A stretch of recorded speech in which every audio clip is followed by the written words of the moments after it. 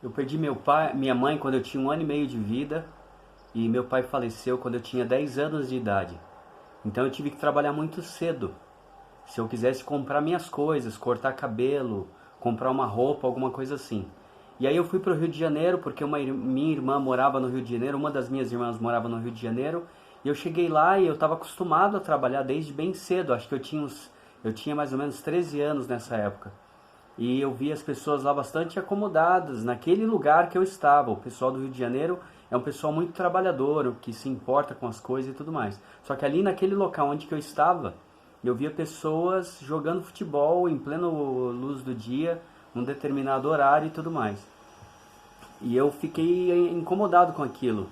E aí eu estava sem dinheiro, estava lá 3 meses e eu vi que lá tinha muita fruta. Tinha frutas assim na rua, pés de frutas na rua do lugar onde que eu estava. E aí eu me lembro que eu conversei com o meu sobrinho, que tinha mais ou menos a minha idade, filho da minha irmã, e falei com ele para a gente fazer geladinho, ou sacolé, como algumas pessoas conhecem, ou gelinho e tal. E aí nós subimos no pé de goiaba e eu peguei lá as goiabas e fizemos um suco natural de goiaba e colocamos nos saquinhos, compramos os saquinhos, colocamos nos saquinhos e saímos para vender. No primeiro momento, primeiro dia, sim, nos primeiros momentos que a gente saiu, nós encontramos um campo de futebol que estava lotado de pessoas ali. E em apenas alguns minutos nós conseguimos vender todos os gelinhos para aquele pessoal que estava ali. Então qual que foi a lição que eu aprendi nessa ocasião? Que a gente não deve aceitar a vida como ela se apresenta para nós.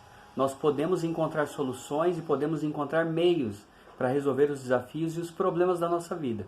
Então se a gente ficar se vitimizando, se a gente ficar pegando os problemas e achar que nós não vamos conseguir, coitado de nós, coitado de mim, alguma coisa assim, a gente não vai conseguir vencer na vida, né? Ou vencer os desafios que nós temos. Então nós precisamos arregaçar as mangas e fazer o que às vezes para as outras pessoas pode ser impossível.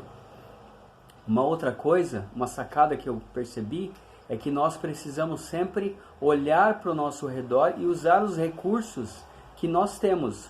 Os recursos às vezes vão ser simples ou vão ser praticamente insignificantes.